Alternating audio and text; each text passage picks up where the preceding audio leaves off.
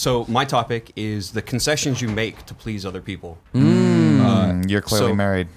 Exactly. And that's it. That's where I consider a positive concession is that my wife wants me, whenever we go to an event together, she wants me to dress a certain way. Like I would prefer to dress like this all the time, or to even wear, you know, a logoed T-shirt or something like that. Maybe wear a Kind of Funny T-shirt you bought at kindoffunny.com/store, huh? Yeah, well, First time I met you, you wore an Achievement Hunter shirt. Yeah, well, So and this time, at that nothing. same time, Nothing. I bought a Kind of Funny Thanks shirt. for wearing it today. It's stretched out. I'm sorry. I've lost some weight. So. Hey, all right, good job. Is this one of the concessions? Yeah, pretty much. She saw that. She's like, it's a bit stretched out. Don't worry. Yeah. Good job. Yeah. So for her, I make those, and I don't always want to make them, but I do because I realize she's trying. Exactly. She's trying to help me better myself. 100%. And I take that as feedback. Whereas a negative thing is like at work, I have a larger vocabulary than some of the people I work with, and when a rule was instituted where I can't use any words above 3 syllables. Who the fuck? That's weird. Well, that's a weird Arizona thing. Yeah. Stupid. Well, no, it's it's not Arizona. It's one's a Canadian and one is from Mexico. So one doesn't. Oh wait, is this the whiskey? No. Okay. Different people. Okay. No. Okay. This is my day job. Gotcha. Oh, okay. Yeah. Whiskey's a side job, which we're hoping eventually it'll turn into a day job. You're gonna send us a bottle, right? Because I want to exactly. drink it. Okay, make sure. Yeah. You want to pick the brand? What's the brand it's gonna be? It's Scar Whiskey. You guys can go to scarwhiskey.com. We have a Twitter, Instagram, stuff like that. It's not ready yet, but we're hoping sometime in early January or something like that. If you guys go down to Mexico where we're making it, you can hopefully buy some moonshine or some white whiskey that we're hoping to have. Then we're going to start trying to import that. So. Okay.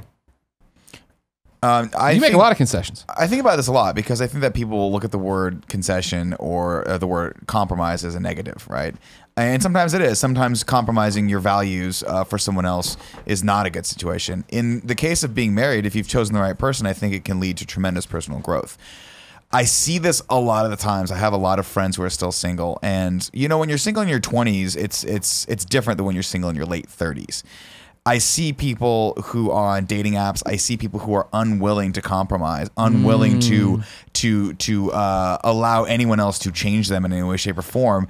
And from my experience, I've looked at these people and I'm like, I don't think you're as happy as you could be if you were just willing to give a little bit of that ground up to get a lot more in return. And that to me is the basis of every healthy relationship. I don't care if it's a business relationship or a personal relationship. Take what we do here, right? We work as a team.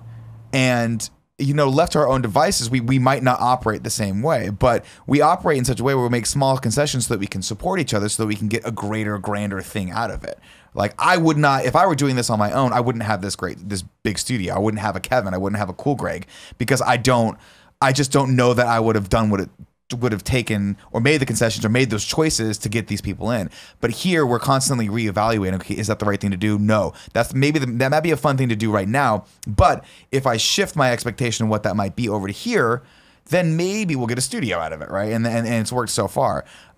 With marriage, I mean, there's a lot of concessions that I've made in marriage that have ended up being really, really strong, like powerful for me. One of which is my wife loves to travel and I hate traveling. But when I go with her, I'm always struck by how much fucking fun it is and how much personal growth I get out of it and how much perspective I gain from just getting out of the United States and seeing other people's culture and just existing in their world for just this slight little window of time, right? I think that her, not I don't want to say forcing, but her encouraging me to get out and do new things is such a fucking amazing experience that I wouldn't do on my own. I just know I wouldn't. Do you think the concessions you've made for her, the traveling, getting out and doing new things, has in a way enabled you to be crazy enough to like, I'm going to go do comedy. I'm going to go do I think Muay it's Thai. 100% connected. Damn.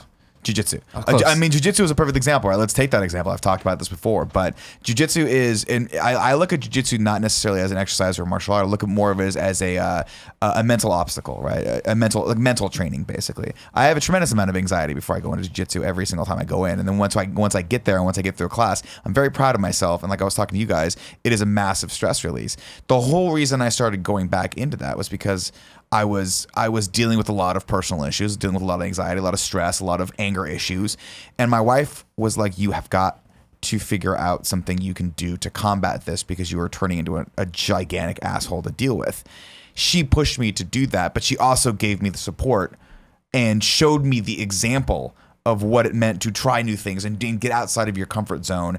And yes, 100%, like traveling to Thailand, traveling to to Morocco, all these things that I was scared to do. Once you do them, they do give you that little confidence to then go tackle the bigger issues in your life of like wanting to go back to something that terrifies you or wanting to try something you've always wanted to do but never thought never thought you could do. When you're, and that to me again is the foundation of a great relationship. It might not be a one-to-one like that. It might just be that I've made little concessions here and there, but in return I get this great human being that goes, you can fucking do it, man. Like I believe in you. And like I don't care how confident you are. It's really lovely and really nice having someone who's in your fucking corner. 100%. And who's just there for you and who can just be like, dude, I'm here for you. Like, we're here for each other. We're a fucking team, right? And I think, on the flip side of that coin, where it starts to get unfortunate is when you're not a team and you're making concessions just to keep the other person happy. And then you're going down that dark road where no matter what you do, that person's not going to be happy because that person's not a happy person and doesn't have what it takes to be happy until they figure it out. But I think that's where this gets complicated because it's never just two people. Like, and no matter what the situation is, there's so many outside factors of the concessions you make for your wife affect us in whatever way, right? And it keeps going from there. And sometimes I feel like you need to make concessions with somebody based on their concessions with someone else, right? And when I look at like Kind of Funny, for example, it's all about us learning how to be a team.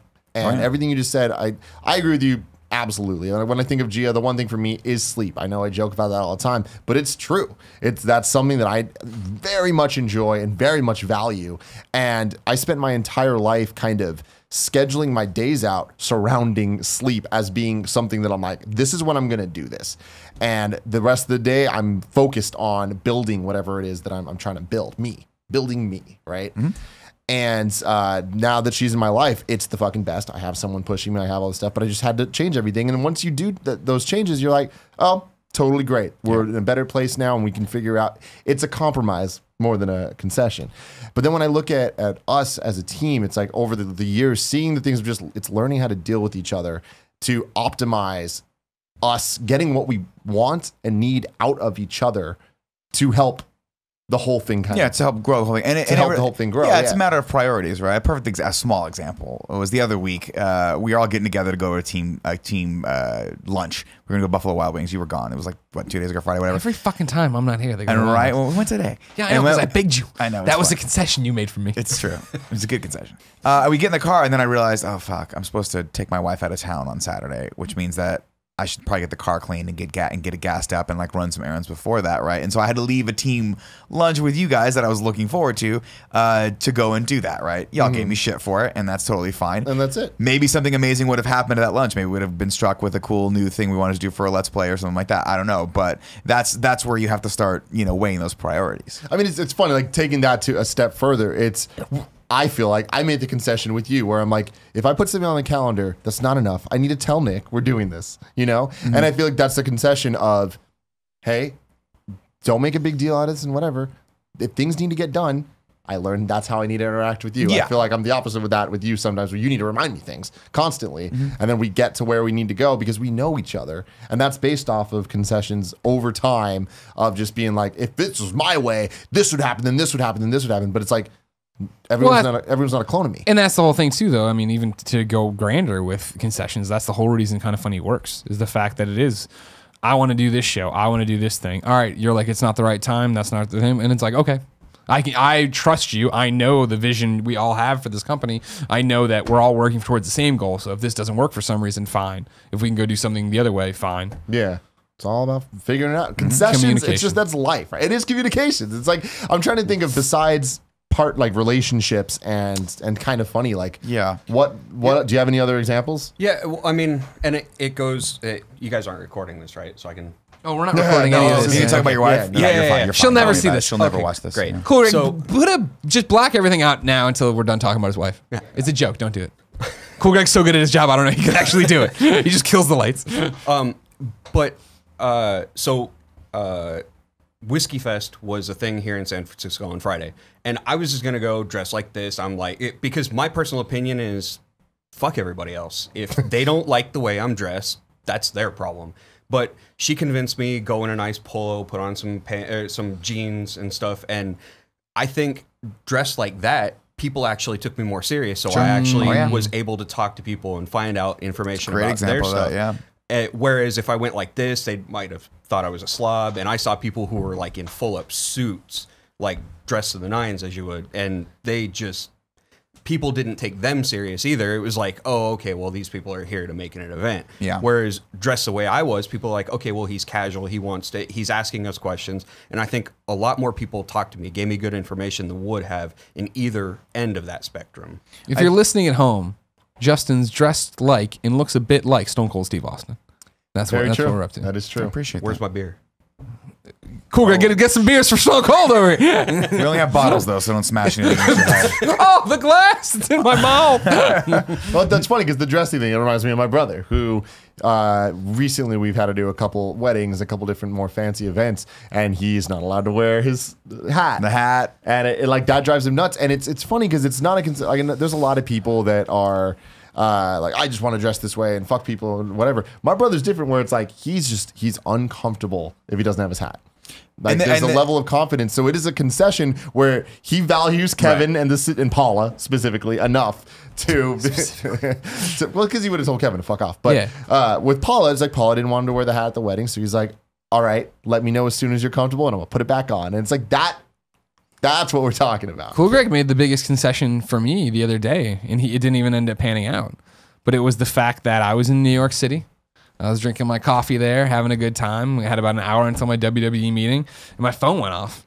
And I was like, that's weird. It's a weird notification that vibrated. And I looked at it, and it was the security system here at the office saying the security system was going off. And I did the math in my head. I'm like, it's 8 o'clock in the morning there. And as you now know, I'm the only one who gets there. I'm usually the first. Me or Kevin's the first person here, and I'm usually 9:30, and if Kevin's somewhere around there, plus or minus, and I'm like, fuck, that's not us at all. And I started to do a group text, and Kevin texted me from Milan or wherever the hell he was, and across it, and he's like, hey, the security system going off. I'm like, I know, I'm on it. And then his things were all out of order, and he gave me a number, and it was this whole thing. And by the time Cool Greg was the only one answering the text thread, and he wasn't there, and I had to be like, all right, well, you go. And he's like, yeah, I'm going to get an Uber. I'm like, thanks, man. And then sure enough, I called Comcast to be like, hey, we don't know what's going on. We're checking on it. She's like, all right, the cops are going to be there when you get there. And I was like, all right. And so I texted Cool Greg. I'm like, dude, this is not what you want to hear. But the police are going to be there when you get there. And he's like, I can't do that. I'm not, you don't know how. And I'm like, I do know. We've talked about it. Just go in there. You're a small business owner. You're supposed to be there. They're helping you. Yes, sir. No, you know what I mean? And he's like, all right. Like, he's going to do it. And then he got here. The cops weren't even here, thank goodness. But Cool Greg was ready to do it. Like, that's what this all is. We do it. We all do what each other needs. For us. Yeah, you know what I mean? He was going to go, and it was like, he better not snitch on us. If you know what I'm talking about. Like, somehow Cool Greg gets arrested for breaking in. Kind of funny. We're like, no, he has keys. No, but that's the thing. That's where you have to weigh, right? It's like you have to weigh. If you're, I think one of the important things about life is surrounding yourself with people that you trust that can make you better, and then knowing when to listen to them or when to really do the thing that you want to do, right? And you're talking about just the sheer mechanics of relationship dynamics. And with my wife, for instance, she's done that to me too, where she's like, I think you should wear this thing. And I'm like, well, I really want to wear this thing. And then I'm like, but sometimes it's hard to see yourself. It's actually most of the time it's really hard to see yourself, right? We all exist in this little bubble, this little shell. All we can do is kind of see the tip of our nose. It's all you really have perspective on, both figuratively and literally. True story, right? You always see your nose. Your mind just chooses to ignore it. Whoa. Greg's always been dead. But that's important, right? And that's 100%. Why I'm so glad that I picked the right person, because she can help me make those decisions and better myself. That's the thing with like Jen, where it was early on when we realized how we were meant to be and all this different stuff, but of turning over to control to her when she would clearly knew that I needed it, but I didn't. Mm-hmm. Where it was like, it's such a stupid thing, but she's like, all right, let's eat. And I'm like, I'm not hungry. And she's like, I'm starving, which means you're hungry. And like, we're about to get cranky and fight, because we had done it where we'd flown too close to the sun before. You know what I mean? And so now it is just like, eat this. And I'm like, I'm not. All right. Like, I know you're in charge. I probably do need to do that. Or like sometimes, and that's the thing. My wife does not like being told what to do.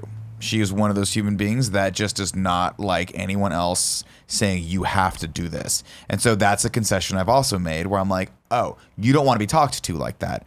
So I have to figure out ways to encourage her to eat and do things like that when I know that maybe her blood sugar's low or we've gone 6 hours and she hasn't had breakfast yet, things like that. But yeah, I know exactly what you're talking about, where like sometimes she fights it, but every time I'm able to kind of help her through that, she goes, oh, thank you for it's that. just like, weird thank to you concede for reminding me that I need to do this to thing. concede control to someone like that. And that does, I mean, you know, concede makes in a way sounds like you're losing, you're giving up, or you know what I mean? But it's like in reality, it's just like they're watching something play out and they know the better move than you do in the shit when you're not paying attention and stuff like that. Yeah, I think the other thing I always think of when people talk about concession or compromise is you think about contract negotiation, right? And they say the old adage is like the best deal is one that both sides walk away from thinking they in my brain it's thinking they lost something, but yeah, you're right, thinking they won, right? Both sides should have to make some concessions to get something good out of it, right? And that's how good business deals get made, and it's the same for personal dynamics.